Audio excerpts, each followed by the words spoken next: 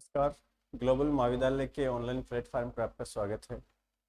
अपन पढ़ रहे थे राजस्थान का भूगोल और राजस्थान के भूगोल का अपना जो चैप्टर नेक्स्ट है, पहला अपन ने पढ़ा था स्थिति विस्तार का चैप्टर, और अब जो चैप्टर अपन पढ़ रहे हैं वो चैप्टर है भौतिक प्रदेश।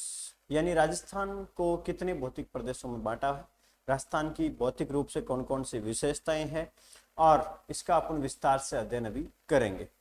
तो सबसे पहले शुरुआत करते हैं अपन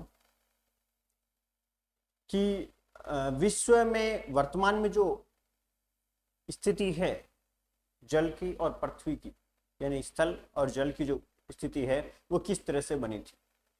तो सबसे पहले अपन बात करते हैं कि सबसे पहले विश्व में पूरा एक पिंड तो था स्थल का, और दूसरा पिंड जो है वो दूसरा पिंड था, वो था जल का। अपन बात कर रहे हैं भौतिक प्रदेश की, यानी राजस्थान के भौतिक प्रदेश अपन पढ़ रहे हैं, राजस्थान के भौतिक प्रदेश। और राजस्थान के भौतिक प्रदेश में अपन पढ़ रहे हैं, इसमें सबसे पहला अपन देख रहे हैं कि राजस्थान की जो वर्तमान स्थिति है, जिस हिसाब से राजस्थान बना है, भारत बना है, एशिया बना है, बाकी महाद्वीप बने, वो किस तरह से बने। तो शुरुआत में जो स्थिति थी वो ये थी कि पूरे अपने, ये भी जो आपको टूटा हुआ दिख रहा है, ये टूटा हुआ नहीं था, और अपने पूरी जो पृथ्वी है, इस पृथ्वी पर जल अलग था और स्थल अलग था। तो अपने जो जल वाला भाग था उसको बोला जाता था पेंथलासा, और जो स्थल का भाग था उसको बोला जाता था पेंजिया। अब इस स्थिति में एक भाग जो था जिसपे पूरे पे स्थल था उसको बोलते थे पेंजिया, और दूसरे वाले भाग में जहां पे जल था उसको बोला जाता था पेंथालासा, पेंथालासा। उसके बाद भूगर्भीय हलचल के कारण इस पेंजिया के टुकड़े हुए, इस पेंजिया के टुकड़े हुए, और इसके टुकड़े मुख्य दो टुकड़े हुए, इसके इस पेंजिया के मुख्य रूप से इस तरह से दो टुकड़े हुए थे पेंजिया के, जो आपके सामने है। एक तो लॉरेंसिया, एक गोंडवाना, यानी एक तो अंगारा लैंड। ये जो दो टुकड़े आपको दिख रहे हैं, इसमें ऊपर का जो हिस्सा है, ऊपर का हिस्सा जिसको कहा जाता है अंगारा लैंड, और दूसरा जो हिस्सा है इसको कहा जाता है गोंडवाना लैंड।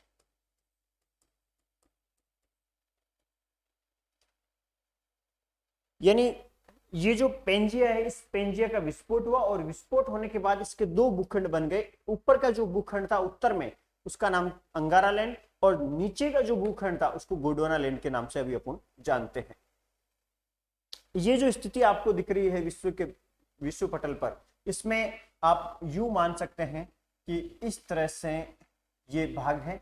जो ऊपर का भाग है जिसमें उत्तरी अमेरिका है, यूरोप है, एशिया है, ये पूरा भाग आता था अपने अंगारा लैंड का। वर्तमान में ये पूरा भाग जो है वो अंगारा लैंड का हिस्सा है, पूरा भाग अंगारा लैंड का हिस्सा है। और नीचे का जो पूरा भाग है जिसमें दक्षिण अफ्रीका है, दक्षिण अमेरिका है, अफ्रीका है, अपने ऑस्ट्रेलिया है, अपने भारत का जो हिस्सा आता है, ये पूरा का पूरा हिस्सा है गोंडवाना लैंड का।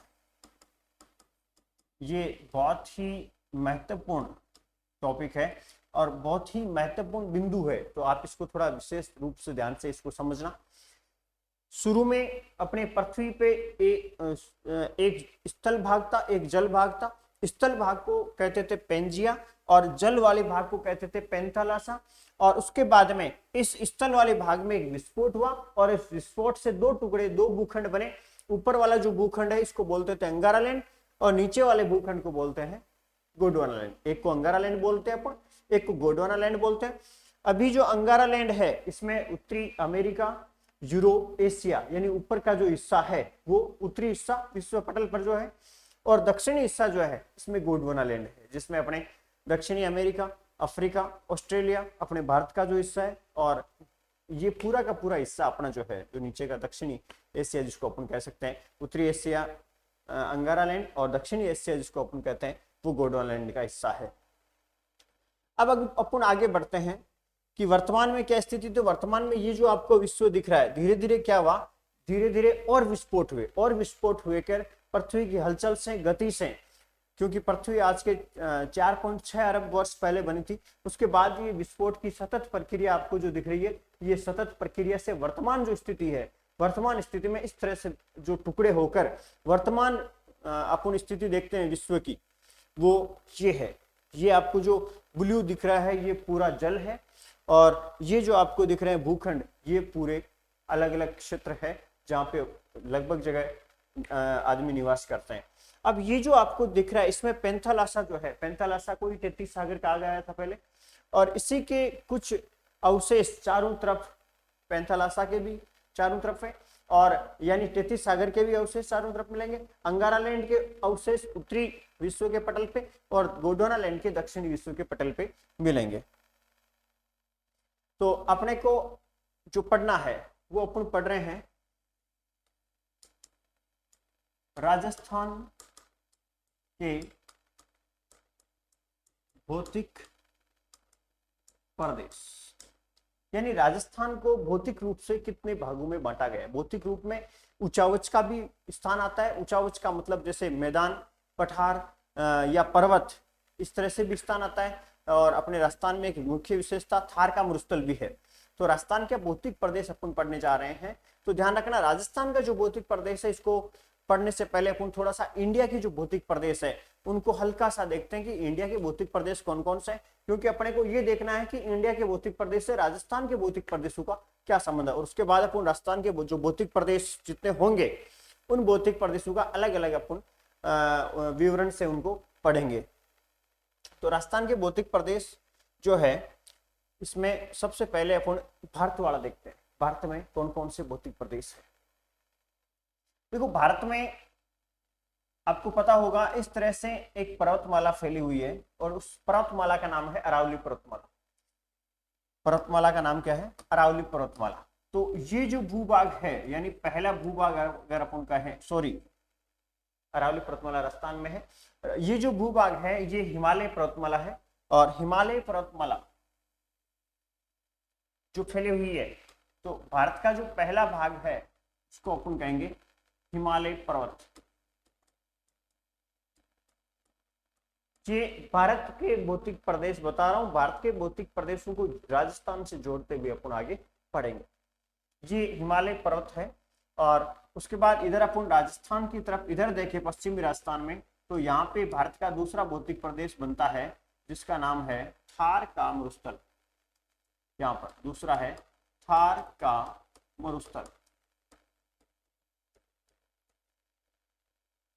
इसके बाद इस हिमालय से नदियां नीचे आती हैं, और उन नदियों के नीचे आने से ये जो भूभाग है, इस भूभाग में तीसरा अपने बनता है उत्तर पश्चिमी मैदानी प्रदेश। यानी ये पूरा प्रदेश नदियों द्वारा प्रवाहित मिट्टी से बना है, तो इसको उत्तर पश्चिम मरुस्थलीय उत्तर पूर्वी मैदानी प्रदेश इसको कहा जाता है। चौथा अपन पाठ देखें, ये पार्ट है जिसको कहा जाता है प्रायद्वीपीय पठार। प्रायद्वीपीय पठार पांचवा और छठवां अपन हिस्सा देख रहे हैं। पांचवा आपको ये जो दोनों तरफ का हिस्सा दिख रहा है यहाँ, ये पांचवा भाग है जिसको अपन कहते हैं तटीय मैदान। तटीय मैदान यानी ये मैदान तट पर स्थित है, जो नदियां बहती हैं उनसे बने हुए हैं, और तट पर स्थित है। ये मैदान अपने मैदान बिल्कुल समतल है, भारत के मध्य में स्थित है। तो ये दोनों तरफ का जो भाग है, इस भाग को अपन कहते हैं तटीय मैदान। अब इधर लक्षद्वीप समूह, इधर अंडमान निकोबार द्वीप समूह, इन दोनों को मिलाकर अपन कहते हैं छठवां भाग, जिसका नाम है द्वीप समूह है। तो भारत के इस तरह से 6 भौतिक प्रदेश भारत के हैं। इनको अभी अपन आगे राजस्थान से जोड़ेंगे, लेकिन राजस्थान में सबसे पहले अपन बात करते हैं कि राजस्थान का जो भौतिक विभाजन किया गया वो सबसे पहले किसने किया। तो राजस्थान का सबसे पहले जो भौतिक विभाजन किया गया था वो 1966-68 में किया गया था। और ये जो भौतिक विभाजन है, इस भौतिक विभाजन में 7 विभाजन थे। कितने विभाजन थे? 7 विभाजन थे। और ये विभाजन किया गया था वीसी मिश्रा द्वारा। वीसी मिश्रा ने 7 विभाजन राजस्थान के किए थे 1968 में। नेशनल बुक ट्रस्ट ने उनकी किताब राजस्थान का भूगोल लॉन्च की थी और उसके अनुसार उन्होंने 7 राजस्थान के भौतिक प्रदेश बांटे थे उस समय के हिसाब से। 1968 में ये बुक अपने नेशनल बुक ट्रस्ट ने प्रकाशित की थी, जिसमें 7 भौतिक प्रदेश कौन कौन से अपन देखते हैं। देखो वीसी मिश्रा के ये 7 भौतिक प्रदेश है। इस भौतिक प्रदेश में 7 में आप देख सकते हैं, पहला भौतिक प्रदेश है पश्चिम शुष्क प्रदेश। इस पश्चिम शुष्क प्रदेश में जैसलमेर का हिस्सा है, बीकानेर का नीचे का हिस्सा है जो सिंचित कम होता है। इसके अलावा इधर अपन चलें तो हल्का सा नागौर चूरू का हिस्सा है और इधर थोड़ा बाड़मेर का हिस्सा है। यानी ये जो प्रदेश है जो भयंकर शुष्क है, इसको पश्चिम शुष्क प्रदेश नाम दिया उन्होंने वीसी मिश्रा ने, और पहला पार्ट किया भौतिक प्रदेश का। दूसरा पार्ट उन्होंने कौन सा किया, इसके जस्ट पास में अर्ध शुष्क प्रदेश नाम दिया, जहां पे जिसमें शेखावाटी का, नागौर का, अजमेर का, पाली का और नीचे जालोर सिरोही का भी हिस्सा इसमें आता है। और इस प्रदेश को नाम दिया अर्ध शुष्क, यानी ये आधा सूखा है और ये जो भाग है ये पूरा सूखा है लगभग, और ये आधा सूखा, 2 भाग। तीसरा जो भाग है वो नहरी क्षेत्र, नहरी क्षेत्र मतलब जहां नहरों द्वारा सिंचाई होती है वो नहरी क्षेत्र है। तो अपने गंगानगर के आसपास का क्षेत्र, गंगानगर वर्तमान में हनुमानगढ़ और उत्तरी अपने बीकानेर, ये जो आसपास का पूरा क्षेत्र है इसको नहरी क्षेत्र के नाम से इन्होंने नाम दिया। चौथा है अरावली प्रदेश। वीसी मिश्रा ने अरावली प्रदेश जो है, इस अरावली प्रदेश का जो मुख्य क्षेत्र बताया वो इतना ही बताया, जो अपने थोड़ा सा पाली का, अजमेर का, उदयपुर का, डूंगरपुर का ये हिस्सा बताया उन्होंने कि अरावली प्रदेश का जो हिस्सा है वो सिर्फ इतना ही है। मुख्य अरावली का हिस्सा उन्होंने बता दिया, पूरी अरावली का हिस्सा उन्होंने नहीं बताया। 5वां है पूर्वी कृषि औद्योगिक प्रदेश। पूर्वी कृषि औद्योगिक प्रदेश यानी इस क्षेत्र में मैदानी भाग है और इस मैदानी भाग में कृषि जो है, कृषि सबसे अच्छा व्यवसाय इसमें है। तो पूर्वी कृषि औद्योगिक प्रदेश, और इस क्षेत्र में आपको पता है उद्योग धंधे भी सर्वाधिक है, तो इस क्षेत्र का नाम दिया उन्होंने पूर्वी कृषि औद्योगिक प्रदेश। 5 भाग हो गए। 6वां भाग चंबल बीहड़ प्रदेश। देखो आपको पता है इधर से चंबल नदी निकलती है इस तरह से, और ये जो चंबल नदी के बीहड़ है, धौलपुर, सवाईमाधोपुर, करौली के आसपास का क्षेत्र में जो बीहड़ है, इस क्षेत्र को उन्होंने नाम दिया चंबल बीहड़ प्रदेश। बीहड़ का मतलब होता है जंगल, और ये जो बीहड़ है यहाँ पे गड्ढे गर्त बने हुए चंबल नदी के कारण, और इस क्षेत्र में डाकू वर्तमान में रहते हैं। तो बीहड़ क्षेत्र, चंबल का बीहड़ क्षेत्र, इसको भी वीसी मिश्रा ने एक अलग भौतिक प्रदेश का नाम दिया। लास्ट में जो 7वां उन्होंने नाम दिया वो ये पूरा क्षेत्र जो बांसवाड़ा है, चित्तौड़ है, भीलवाड़ा है, वर्तमान में प्रतापगढ़ है, इधर कोटा का कुछ क्षेत्र, झालावाड़ और बारां का कुछ क्षेत्र, इस प्रदेश को, इस पूरे प्रदेश को जो दक्षिण पूर्व में है राजस्थान में, तो इस पूरे प्रदेश को दक्षिण पूर्वी कृषि प्रदेश का, इसको कृषि औद्योगिक प्रदेश का और इसको कृषि प्रदेश का। और यहाँ पे भी आपको पता है अपने दक्षिणी और दक्षिणी पूर्वी भाग में जो काली मिट्टी पाई जाती है उसकी वजह से अपने काफी फसलें इधर अच्छी होती है, तो इस प्रदेश को भी कृषि पूर्वी प्रदेश का। तो वीसी मिश्रा ने ये 7 जो विभाजन किए हैं, वीसी मिश्रा ने 7 विभाजन किए, यानी वीसी मिश्रा के अनुसार राजस्थान के भौतिक प्रदेश कितने हैं, 7। आप इसका स्क्रीनशॉट ले सकते हैं। राजस्थान के भौतिक प्रदेश किसके हिसाब से, वीसी मिश्रा के अनुसार, और कितने हैं, 7 भाग उनके है।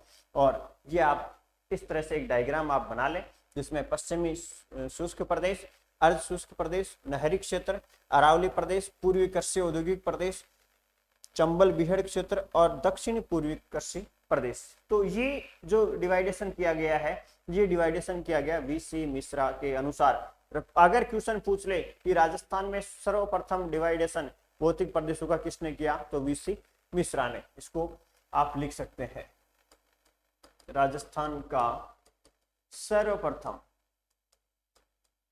भौतिक विभाजन। ये क्वेश्चन पूछा जा सकता है कि राजस्थान का सबसे पहले भौतिक विभाजन किसने किया, तो राजस्थान का सबसे पहले भौतिक विभाजन किया था वीसी मिश्रा ने, और राजस्थान को 7 भागों में बांटा था। और उनकी पुस्तक राजस्थान का भूगोल 1968 में नेशनल बुक ट्रस्ट द्वारा प्रकाशित हुई थी। नेक्स्ट देखते हैं, एक है डॉक्टर रामलोचन सिंह। रामलोचन सिंह ने 1971 में डिवाइडेशन किया था, और राजस्थान का जो भौतिक प्रदेश है इनको अलग अलग मुख्य भाग उपभाग और लघु भाग में विभाजित किया था। उन्होंने दो मुख्य इसमें भाग बताए थे राजस्थान के, जो राजस्थान और राजस्थान पठार। राजस्थान में पूरा राजस्थान उन्होंने दे दिया था, और फिर राजस्थान पठार, फिर उनके 4 उपभाग और बनाए थे, और फिर 12 लघु प्रदेश उन्होंने बनाए थे, जो ज्यादा इंपॉर्टेंट नहीं है।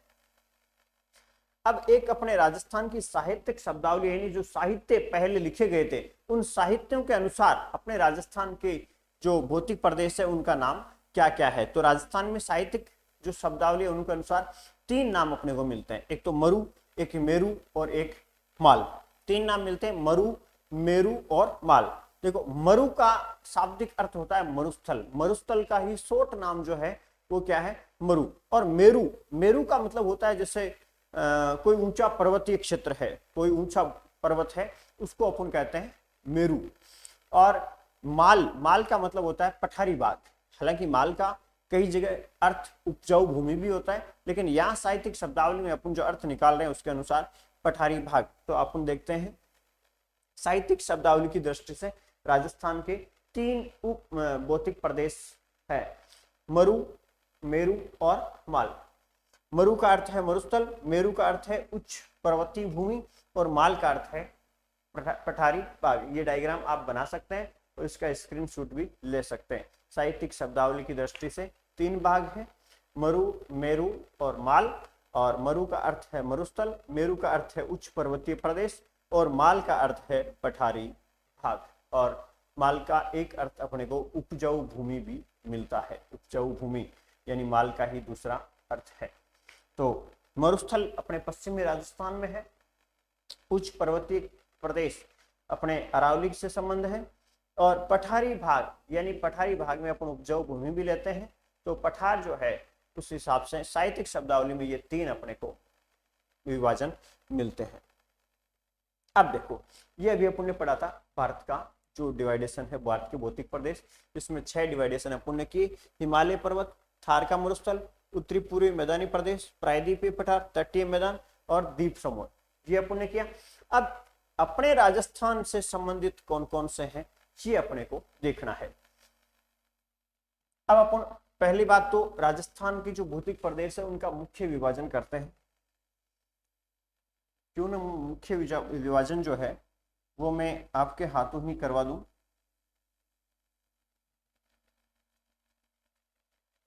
ये जो मुख्य विभाजन है मैं आपके हाथों से ही करवा रहा हूं।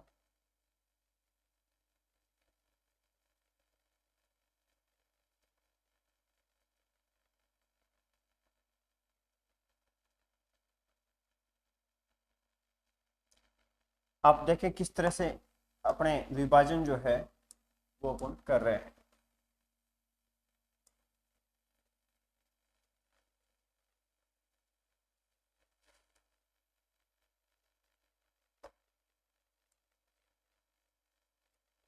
अपन पढ़ रहे हैं राजस्थान के भौतिक प्रदेश।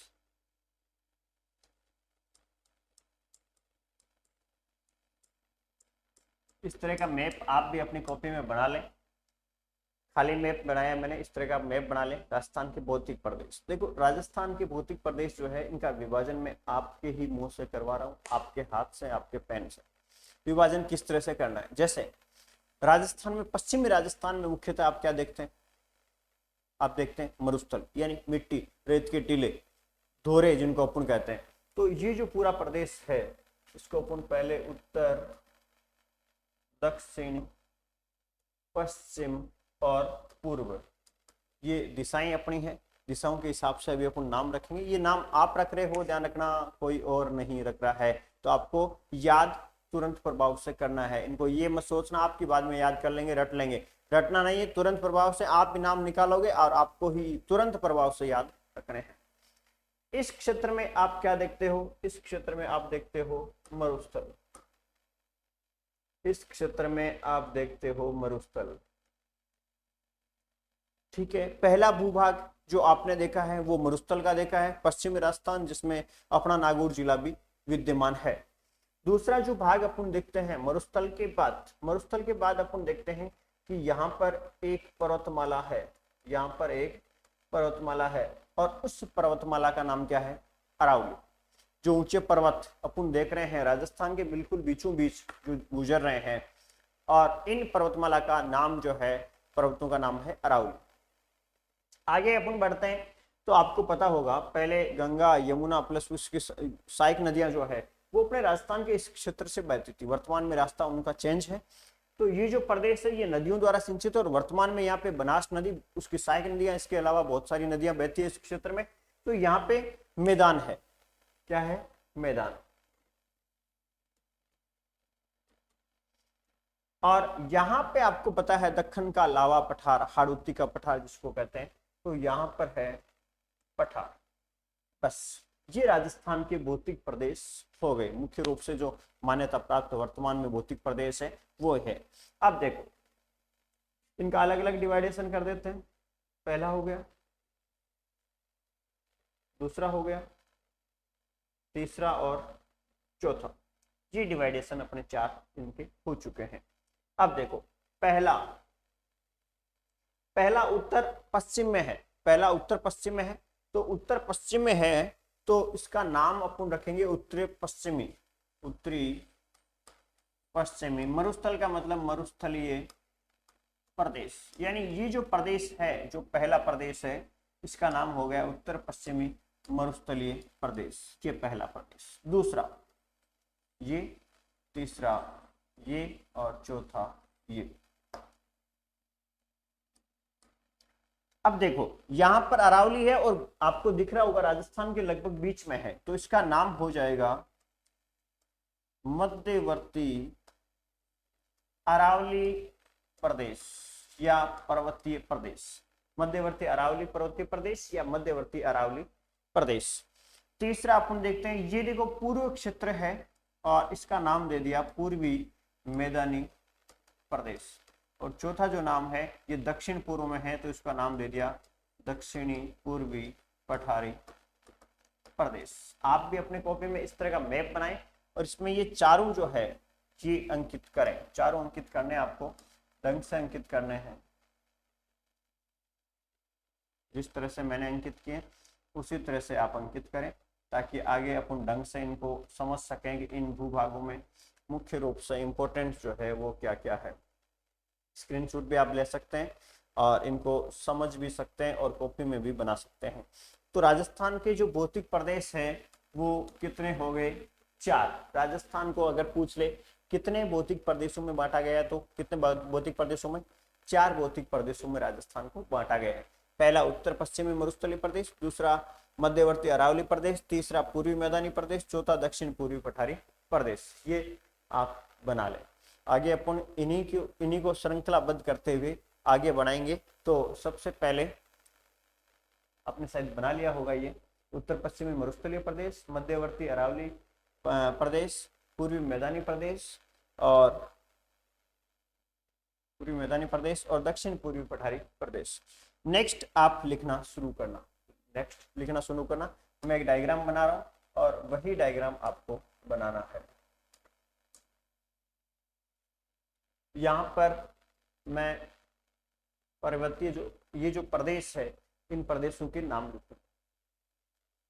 नाम में 1 2 3 4।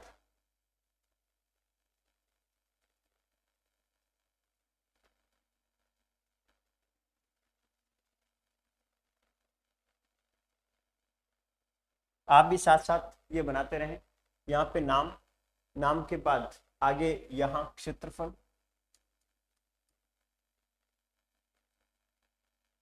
यहाँ जनसंख्या,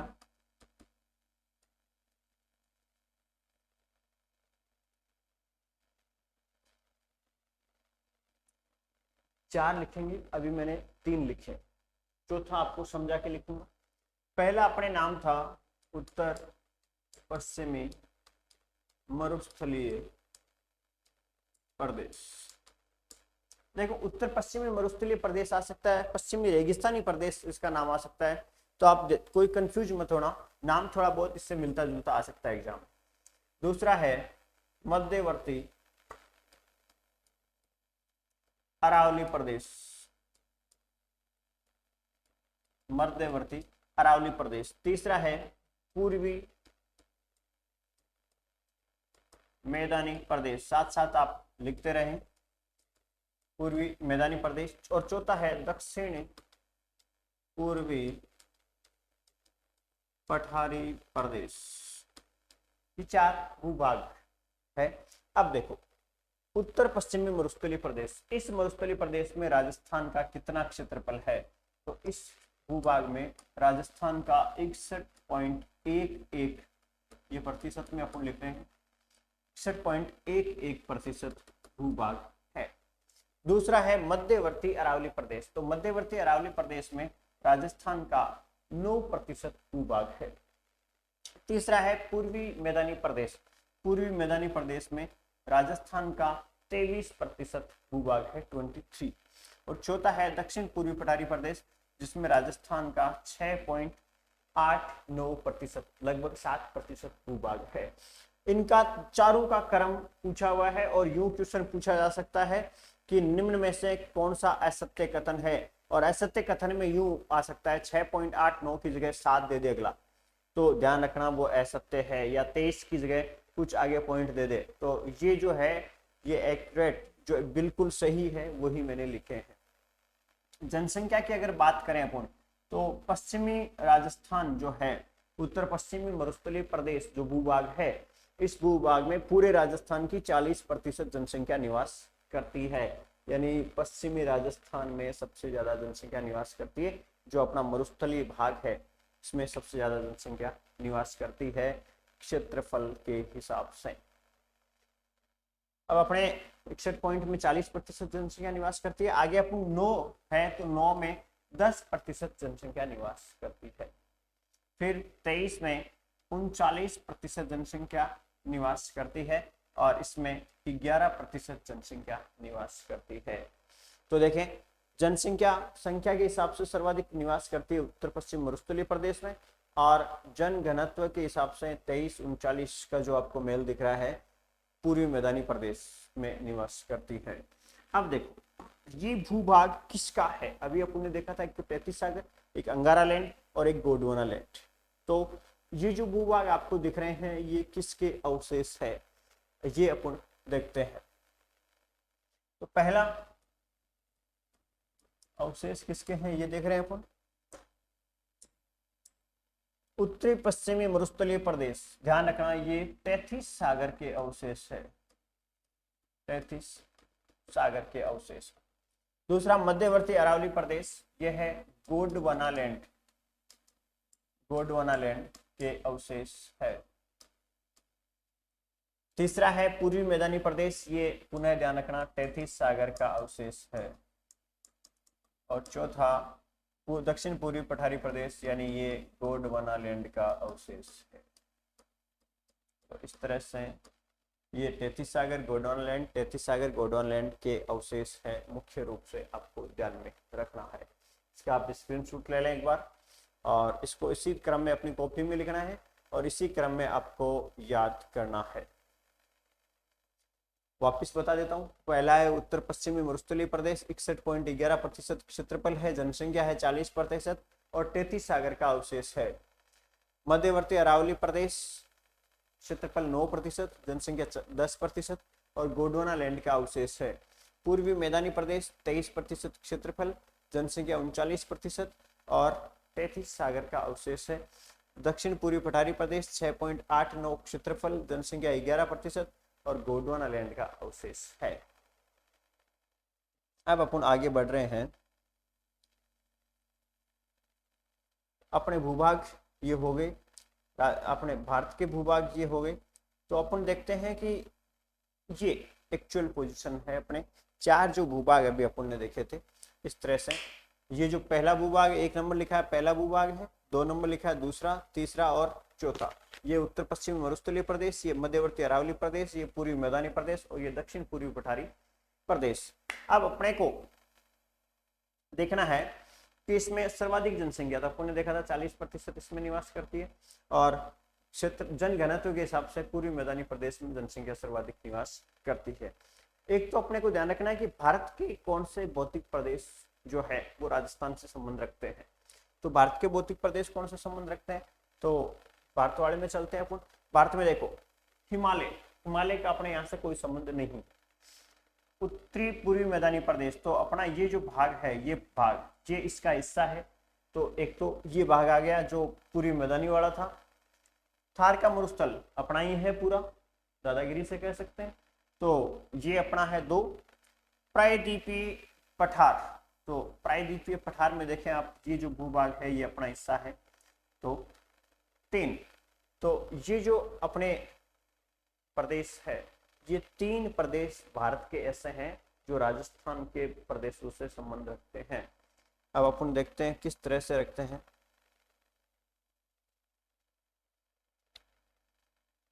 लिखें आप साथ साथ। भारत के भौतिक प्रदेशों का राजस्थान के भौतिक प्रदेशों से संबंध।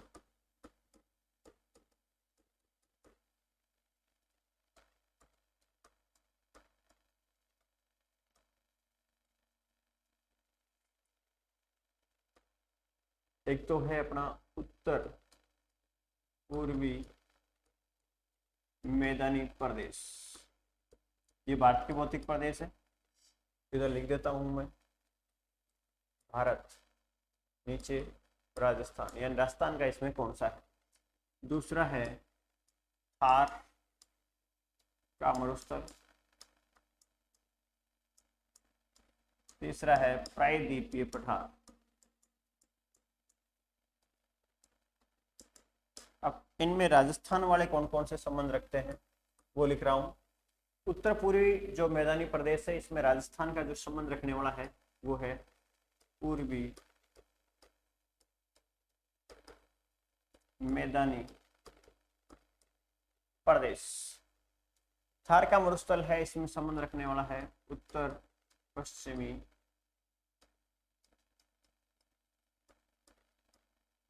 मरुस्थलीय प्रदेश। प्रायद्वीपीय पठार कौन सा है आपको बताइए। प्रायद्वीपीय पठार से 2 संबंध रखते हैं। पहला मध्यवर्ती अरावली प्रदेश और दूसरा दक्षिण पूर्वी पठारी प्रदेश।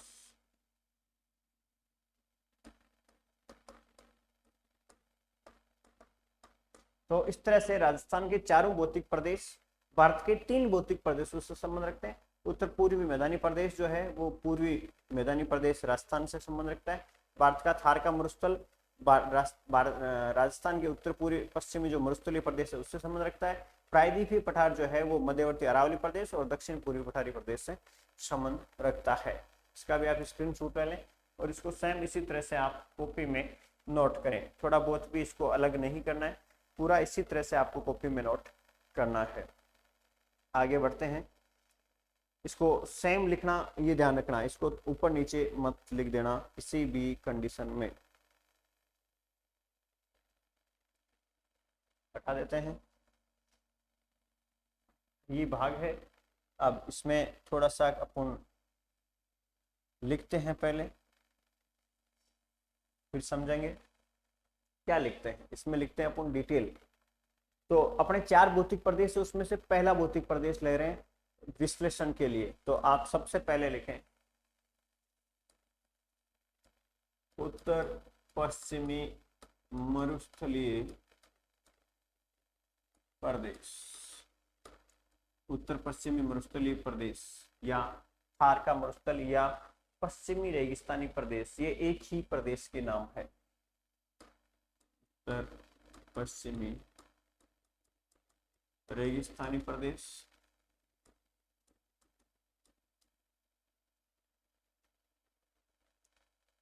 ध्यान रखें, सबसे पहले आपको इसमें पूछा जा सकता है क्षेत्रफल। साथ साथ लिखते रहें आप क्षेत्रफल। तो इसमें क्षेत्रफल है 61.11%, यानी राजस्थान के कुल क्षेत्रफल का 61.11% क्षेत्रफल जो है वो इसका है। लेकिन ध्यान रखना, इसरो जो है, इसरो कहता है कि 67.01% है। तो यहाँ पे नोट डालें और नोट डाल के लिखें इसरो के अनुसार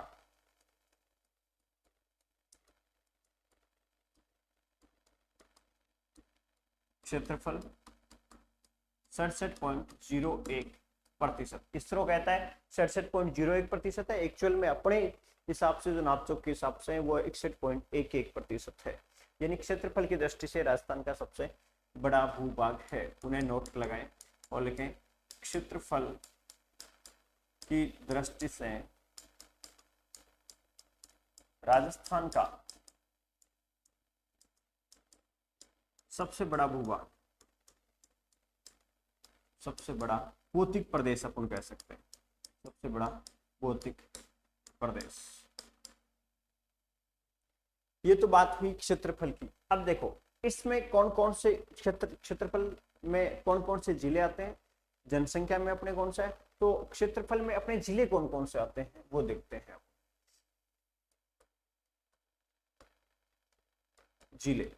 जिले आते हैं इसमें 13। कितने जिले आते हैं? 13। और 13 जिले कौन कौन से हैं पहले मैं आपको मैप में एक बार समझा देता हूं। 13 जिले कौन कौन से हैं?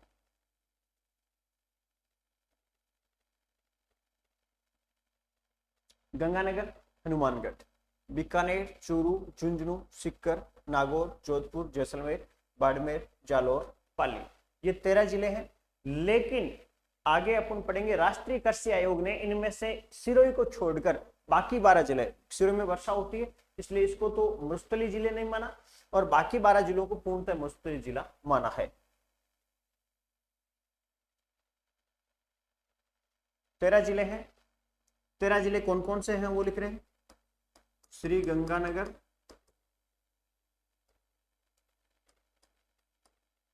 हनुमानगढ़,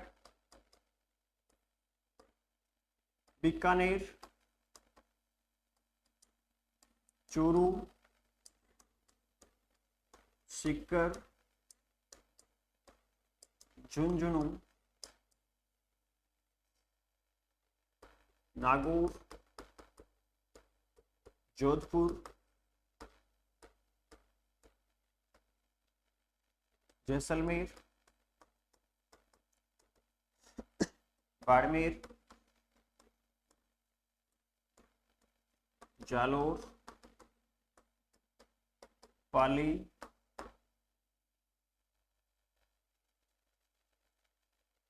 सिरोही।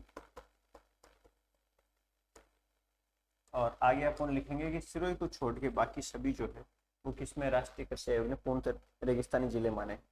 तो ये 13 जिले अपने इस भूभाग में आते हैं, उत्तर पश्चिमी मरुस्थलीय प्रदेश में, लेकिन सिरोही को छोड़कर बाकी 12 जिलों को राष्ट्रीय कृषि आयोग ने पूर्णतः मरुस्थलीय जिले माने हैं। तो आप आगे लिखें नोट डालते हुए, नोट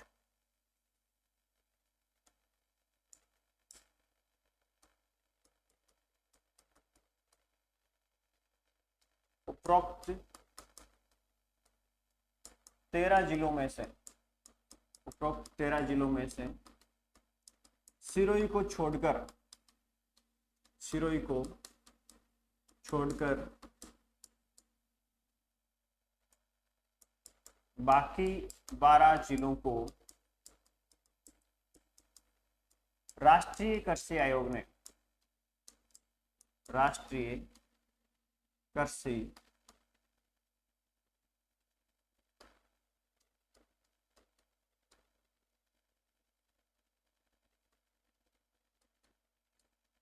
आयोग ने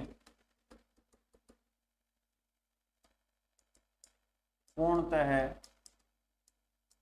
मरुस्थलीय जिलों की श्रेणी में शामिल किया है।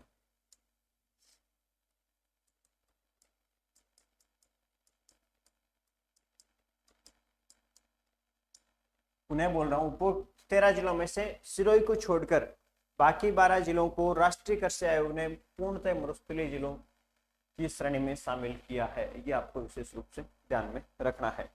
आगे अपन बढ़ रहे हैं। तो इस क्षेत्र में जनसंख्या कितनी निवास करती है, तो जनसंख्या इसमें निवास करती है 40%। और यहाँ पर नोट डाल के आप लिखें नोट सर्वाधिक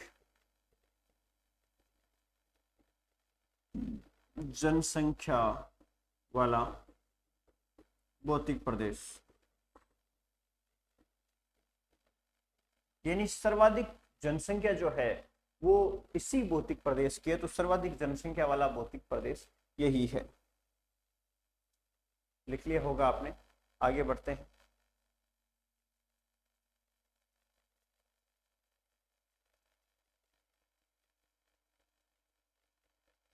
देखें क्षेत्रफल, क्षेत्रफल के बाद जनसंख्या, जनसंख्या के बाद अपन देखेंगे इस क्षेत्र में मिट्टी कौन सी है। तो मिट्टी में ध्यान रखना, इस क्षेत्र में जो मिट्टी है वो है बलुई या रेतीली मिट्टी। और बलुई या रेतीली मिट्टी कौन सी होती है? जिस मिट्टी के कण मोटे होते हैं और जिसमें जल अवधारण करने की क्षमता बहुत कम होती है, और जिसमें जो जल्दी गर्म हो जाती है और जल्दी ही ठंडी हो जाती है, जो अपने पश्चिमी राजस्थान की विशेषता है यह मिट्टी। और यह मिट्टी अपने यहाँ पे पाई जाती है। और इस मिट्टी में जो फसलें पाई जाती है वो कौन कौन सी है आप जानते होंगे। इस मिट्टी में जैसे अपने बाजरा है, मूंग है, गंवार है, ये फसलें ज्यादा होती है। इस मिट्टी में फसलें मूंग, गंवार, बाजरा, बाजरा मुख्य रूप से इस क्षेत्र में होता है।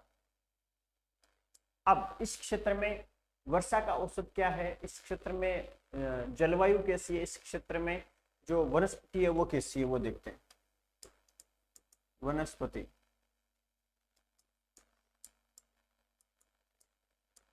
जलवायु,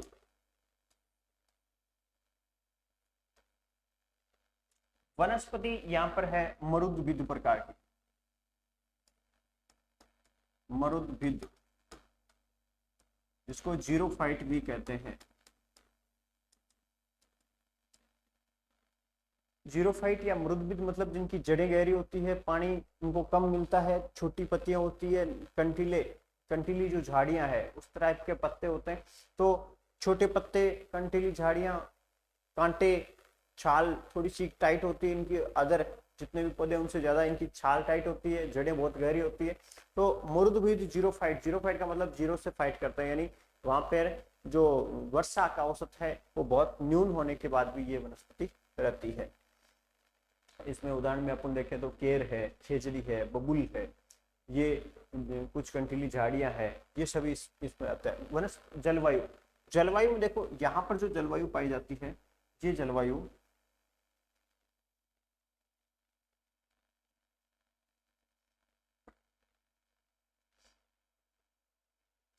शुष्क व अर्धशुष्क दोनों प्रकार की, शुष्क व अर्धशुष्क जलवायु पाई जाती है। अब यहाँ पर वर्षा का औसत क्या है?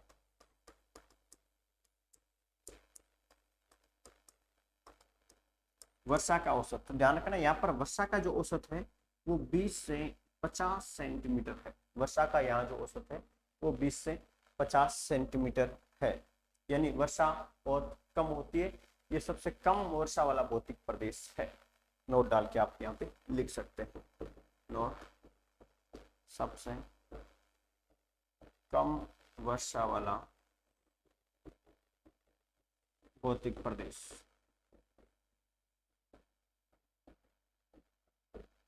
सबसे कम वर्षा इसी भौतिक प्रदेश में होती है। तो ये अपने मामला अभी चल रहा है, पहला जो भाग है उत्तर पश्चिमी मरुस्थलीय प्रदेश, उसका अपने चल रहे हैं।